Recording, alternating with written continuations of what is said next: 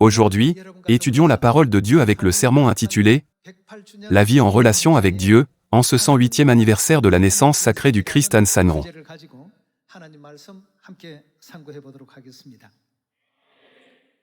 Aujourd'hui, grâce à ce temps, j'ai pu réfléchir une fois de plus à la signification de la naissance de Père.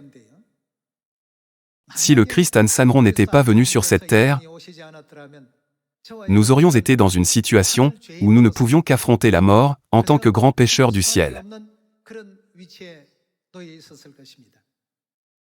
Cependant, il est venu, a versé son sang sur la croix pour ses enfants et a proclamé la vérité de la nouvelle alliance, ouvrant le chemin du salut pour l'humanité. Cependant, l'ennemi maléfique, le diable, a complètement piétiné la vérité de la vie de Dieu pendant l'âge sombre.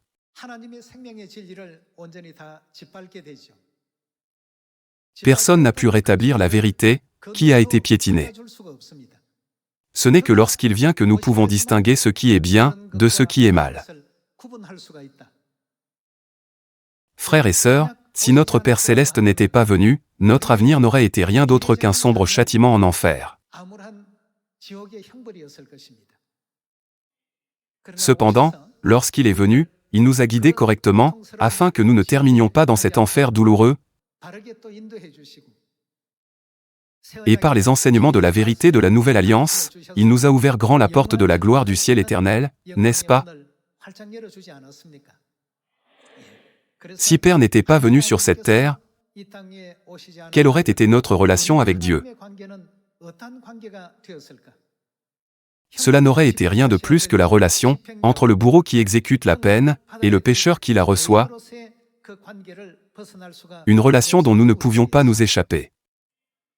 Cependant, il est venu et a proclamé le pardon des péchés par la vérité de la nouvelle alliance, en ouvrant le chemin pour que nous retournions au royaume éternel des cieux.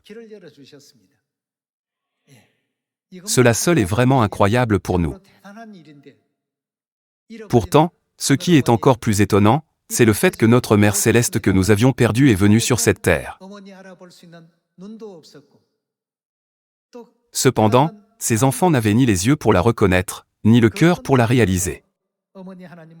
Pour les enfants qui étaient autrefois ignorants et incapables de comprendre Dieu la Mère, à travers aucun enseignement, Père Céleste est venu sur cette terre, nous a personnellement enseigné, et nous a éveillés aux prophéties de la Bible. Père Christ An Sanron n'était-il pas celui qui a montré à ses enfants le chemin de l'arbre de vie, qui avait été perdu en Éden? Ce n'est pas tout. N'est-ce pas Père Christ An Sanron, qui a révélé tous les mystères cachés de la Bible, que l'humanité n'avait pas connus jusqu'à présent? Dieu a ordonné que les gens soient baptisés au nom du Père, du Fils et du Saint-Esprit, mais toutes les églises du monde ont célébré le baptême en utilisant les titres Père, Fils et Saint-Esprit au lieu des noms. Par sa venue sur cette terre, Père ne nous a-t-il pas ouvert toute grande la porte de la gloire, pour que nous recevions le baptême complet au nom de Jéhovah au temps du Père, au nom de Jésus au temps du Fils, et au temps du nom nouveau de Jésus, Christ An Sanron, au temps du Saint-Esprit? Lorsque nous réfléchissons à ces innombrables choses, nous réalisons que si Père n'était pas venu, le salut nous aurait été impossible, et le ciel aurait été inaccessible. Comme il est écrit dans Matthieu chapitre 7, plusieurs me diront en ce jour-là, « Seigneur, Seigneur, n'avons-nous pas prophétisé par ton nom? N'avons-nous pas chassé des démons par ton nom? Et n'avons-nous pas fait beaucoup de miracles par ton nom? » Alors je leur dirai ouvertement, « Je ne vous ai jamais connus, retirez-vous de moi, vous qui commettez l'iniquité. » Nous n'aurions pas pu éviter d'être parmi ces gens. Nous n'aurions pas connu la volonté de Dieu, ou les lois de la nouvelle alliance, ni où se trouve Sion, et où nous devons fuir, lorsque des désastres nous frappent dans les derniers jours. Le monde est toujours dans une telle situation. C'est pourquoi Père An Sanron est venu sur cette terre, a marché sur le chemin de l'Évangile pendant 37 ans, et a enseigné à ses enfants à aller dans le monde, et à proclamer tous les enseignements qu'il avait donnés. Nous avons déjà entendu la nouvelle du salut, et reçu l'opportunité du salut, mais les gens du monde ne l'ont pas encore entendu. Puisque Père et Mère nous ont donné l'occasion de les conduire à la repentance par nos lèvres,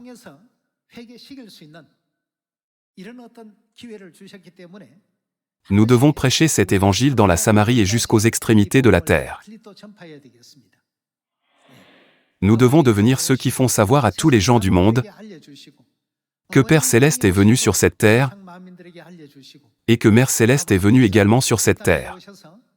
Nous devons également devenir ceux qui transmettent fidèlement à toute l'humanité le chemin de la vérité de la nouvelle alliance, auquel Père a réveillé ses enfants lorsqu'il est venu. En marchant sur le chemin de l'Évangile pendant 37 ans, Père Céleste a laissé beaucoup d'enseignements à ses enfants. Père Céleste est venu sur cette terre et a ouvert la vérité de l'arbre de vie, et il a également accompli le mystère du figuier. Par la venue de Père, qu'est-il arrivé à Sion de la Nouvelle Alliance, qui avait été ruinée et détruite? N'a-t-elle pas été reconstruite et restaurée? Tous les peuples du monde doivent connaître cette bonne nouvelle, afin qu'ils puissent également recevoir Père Céleste le Christ An-Sanron, et Mère Céleste la Nouvelle Jérusalem, et la porte de la gloire, pour que tous les peuples viennent à l'Esprit, et à l'épouse sera grand ouverte.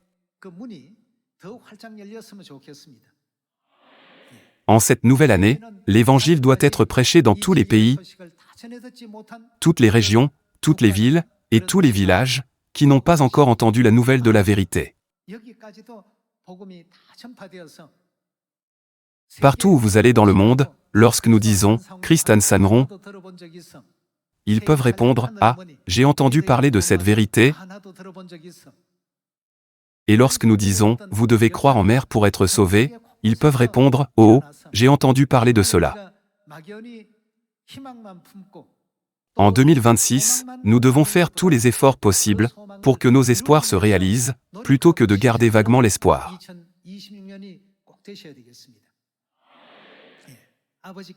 N'est-ce pas la raison pour laquelle Père est venu sur cette terre, pour sauver l'humanité? Alors, les enfants de Sion doivent également contribuer à son œuvre de salut. Puisque nous sommes ses enfants, il a pardonné nos péchés, rétabli notre autorité, et nous a accordé la position de sacerdoce royal dans le royaume des cieux. Père Christ An-Sanron n'est-il pas venu sur cette terre pour cette raison? Aujourd'hui est un événement très joyeux, non seulement pour tous les membres de notre famille de Sion, mais aussi pour tous les peuples du monde. C'est vraiment un événement joyeux et béni. Cependant, Père s'est sacrifié et a enduré la souffrance sur cette terre. Tout au long des 37 années de sa vie dans l'Évangile, chaque pas qu'il a parcouru, du travail vraiment ardu à l'œuvre consistant à sauver ses enfants, était un moment de souffrance. Pourtant, il a marché sur le chemin de la souffrance pas à pas, pour réveiller l'humanité qui n'avait rien connu. Nous, en tant que ses enfants, devons suivre ce chemin et prêcher diligemment. Nous devons faire de Sion un endroit où les frères et sœurs prennent soin les uns des autres et marchent ensemble, tout comme Père et Mère nous ont chéris et aimés, leurs enfants. Je sais que vous avez tous une famille et un foyer. Que signifie avoir une famille? Considérons le point de vue d'un père en tant que chef de la famille. Pensez-vous qu'un père aimerait que ses enfants se disputent tous les jours? Supposons qu'un frère calomnie son frère, et qu'une sœur calomnie sa sœur, et qu'ils se battent et prennent parti chaque jour. Un père aimerait-il cela? Si vous êtes un père ayant beaucoup d'enfants, qui se comportent de cette manière, cela doit être très douloureux pour vous.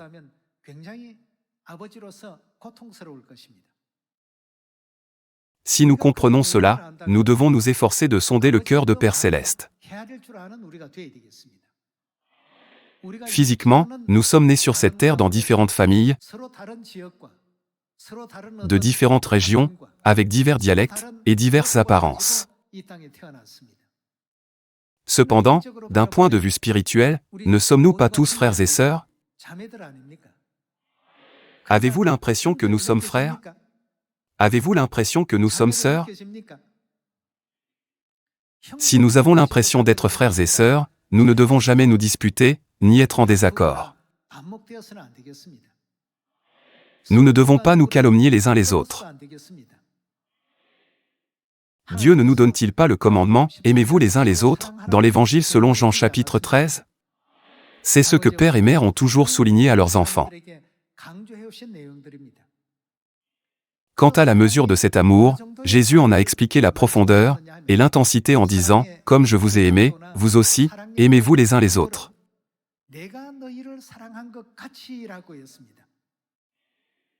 Comment Dieu nous a-t-il aimés?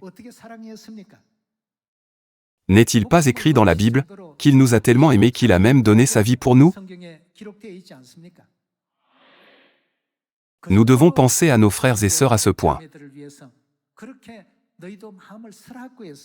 Ce n'est pas facile, n'est-ce pas? Cependant, nous sommes des âmes ayant trahi Dieu, commis des péchés, et été expulsés sur cette terre. Nous étions destinés à suivre sur le chemin de la mort, mais afin de nous sauver, Dieu est venu sur cette terre, a versé son sang sur la croix pour nous, et a établi la vérité de la nouvelle alliance. Cependant, entravé par Satan le diable, la vérité de la nouvelle alliance a disparu de la terre pendant environ 1600 ans.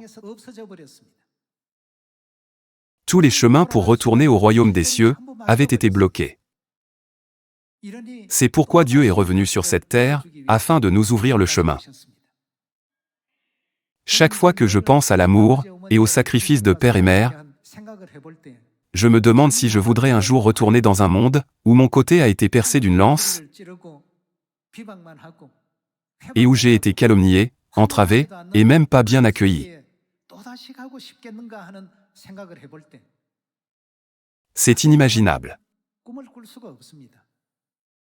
Supposons que vous soyez en voyage outre-mer, où vous avez été attaché, pendu sur une croix, raillé et persécuté, et que votre côté a été percé d'une lance. Vous êtes même mort de cette manière. S'il y avait un endroit où les gens vous insultaient, ridiculisaient, tourmentaient, et vous infligeaient toutes sortes de douleurs pendant votre séjour dans ce pays, voudriez-vous visiter ce pays à nouveau? Cependant, Père est revenu sur cette terre, parce qu'il était évident que s'il laissait ses enfants seuls, ils périraient tous. Bien que, de son point de vue, cette terre ne soit pas un endroit où il voudrait aller, il est apparu une seconde fois, pour sauver ses enfants. Lorsque nous lisons Hébreux chapitre 9, versets 27 et 28, qui dit qu'il apparaîtra une seconde fois, nous devons nous demander si cette seconde venue était parce qu'il avait désiré venir, ou si c'était pour quelque chose de bien plus grand. Lorsque nous y pensons, nous réalisons que vraiment, l'amour de Père n'a jamais été insignifiant. Alors, nous devons nous demander, pour le bien de nos frères et sœurs, et pour les nombreux autres membres qui entreront dans la vérité, et devront ôter tous les péchés et impuretés de ce monde, pourrais-je aussi faire comme Père Céleste l'a fait pour ses enfants? Pourrais-je avoir ce genre de patience? Frères et sœurs, ressemblons à notre Père dans notre amour, pour nos frères et sœurs. Tous les frères et sœurs de Sion doivent pouvoir suivre les traces de Père. Nous ne sommes pas encore mûrs et immatures. Pour les fruits, le moment où ils seront complètement mûrs viendra, permettant de les récolter. Comment pouvons-nous aspirer au royaume éternel des cieux, alors que nous ne sommes pas encore parfaits? Lors de l'événement d'aujourd'hui commémorant le 108e anniversaire de la naissance sacrée de Père, tous les enfants de Sion ne doivent pas considérer nos frères et sœurs comme de simples personnes en position différente. En comprenant qu'ils sont vraiment des membres de notre famille céleste, nos véritables frères et sœurs, nous devons prendre soin d'eux et nous en occuper avec le cœur de père et mère.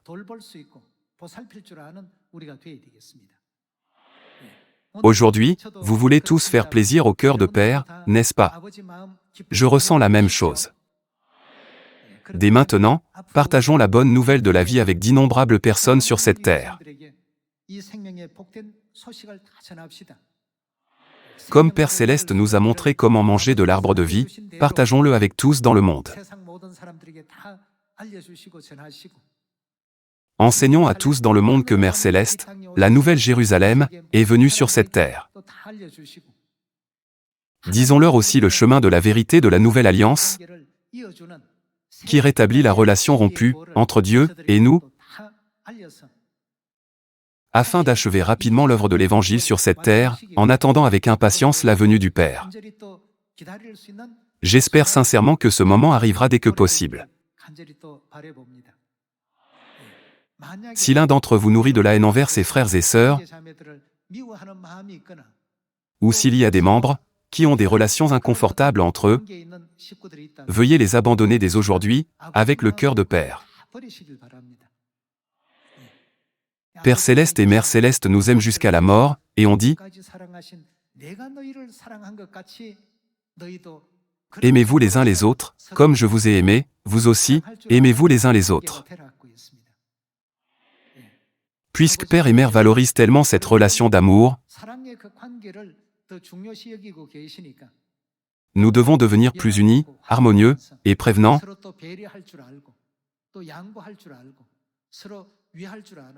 en s'aidant et en prenant soin les uns des autres. Quelle serait la partie la plus mémorable des enseignements de Père sur la voie de l'amour?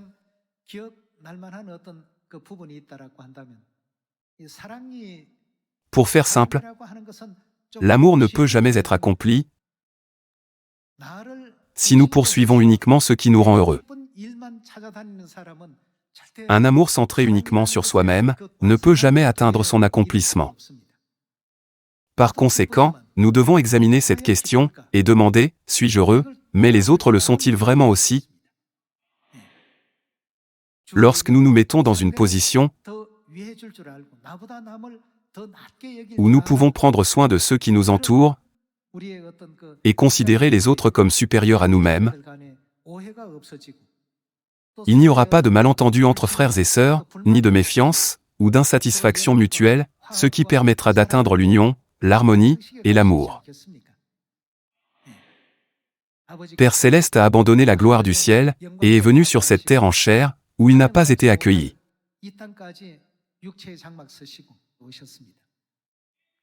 C'était un chemin qu'il ne voulait pas, mais n'est-il pas venu sur cette terre une seconde fois, parce qu'il a pensé à ses enfants qui périraient, s'ils étaient laissés seuls? Si nous comprenons tous ces enseignements de la vérité, seulement en ouvrant la Bible, mais que nous restons comme les gens du monde en la fermant, les enseignements n'auront aucun sens.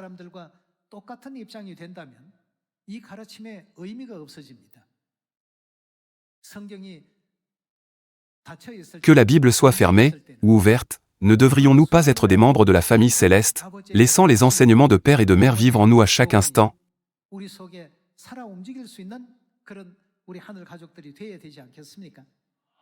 Aujourd'hui, nous célébrons le 108e anniversaire de la naissance sacrée de Père. Aujourd'hui est un jour béni, où la gloire descend sur des dizaines de milliers d'anges dans le ciel, et où la paix règne parmi tous les peuples sur cette terre. Père céleste, nous rendons grâce une fois de plus pour ta venue sur cette terre. Ce jour est un jour très précieux, qui établit fermement notre relation avec le Christ Ansanron en tant que Dieu, et ses enfants,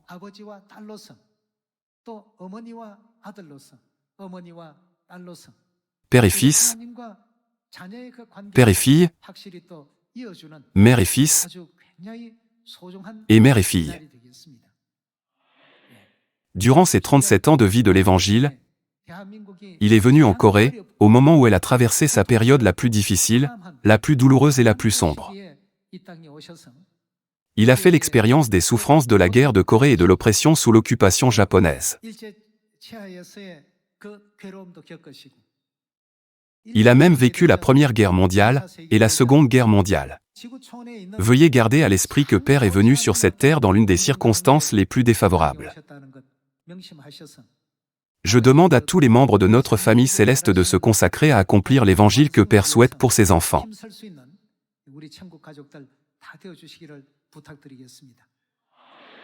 Selon la prophétie du prophète Daniel, il viendrait et rétablirait tout ce que ses enfants avaient perdu, y compris le royaume, n'est-ce pas? Toutes ces choses ont été possibles parce qu'il est venu. Nous ne pouvons pas le faire seuls. Nous ne pouvons pas accomplir ces choses avec nos propres capacités ou nos propres forces. Père Céleste est venu sur cette terre, a rétabli la nouvelle alliance, et nous a révélé Mère Céleste. Par conséquent, la vérité de Père et Mère est prêchée à toutes les nations du monde. Cependant, nous avons encore besoin de plus de ministres de la Nouvelle Alliance. J'espère que cette année sera une année bénie, où la gloire de Père et Mère sera prêchée encore plus largement à tous les peuples du monde. C'est pour cette raison que Père Céleste est venu sur cette terre. Ce jour est vraiment un jour pour toute l'humanité de se réjouir et de rendre gloire à Dieu. C'est un jour très important, où les pécheurs mortels reçoivent la grâce du pardon des péchés, pour être traités comme des justes.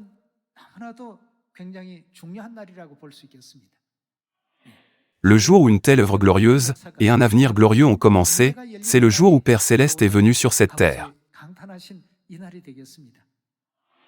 Lorsque nous y pensons, nous devons remercier Père et Mère 10 000 fois, voire davantage. Une autre chose accomplie par la venue de Père est que ce jour peut être considéré comme celui où il nous permet de réaliser que nous sommes, en fait, une famille céleste.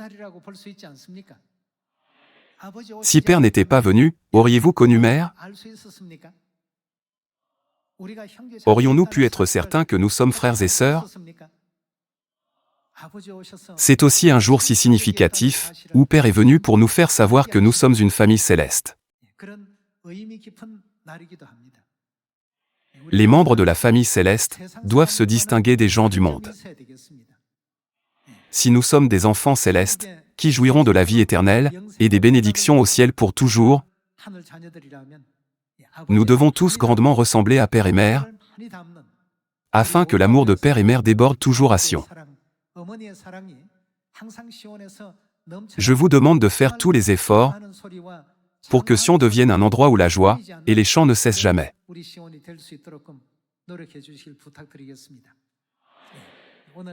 En ce jour où Père est venu sur la terre, nous lui rendons gloire et grâce d'avoir vécu sa vie entière en pensant uniquement au salut de ses enfants. Tous les enfants de Sion suivront les traces de Père avec cette détermination. En espérant que Père Céleste nous comblera si nous manquons de quelque chose, nous corrigera si nous faisons des erreurs, et nous conduira au royaume éternel des cieux, pour que nous puissions y parvenir. J'aimerais conclure le sermon d'aujourd'hui. Merci beaucoup.